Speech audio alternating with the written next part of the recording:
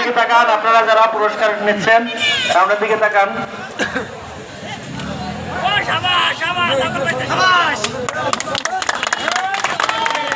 ধন্যবাদ। ছাগল পুরস্কার হাতে তুলে দেওয়ার জন্য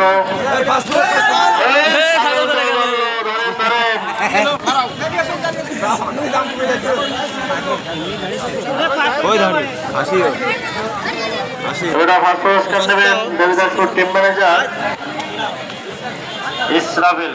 দেবীদাসপুরের টিম ম্যানেজার ইসরাফিল পুরস্কার তুলে দিচ্ছেন।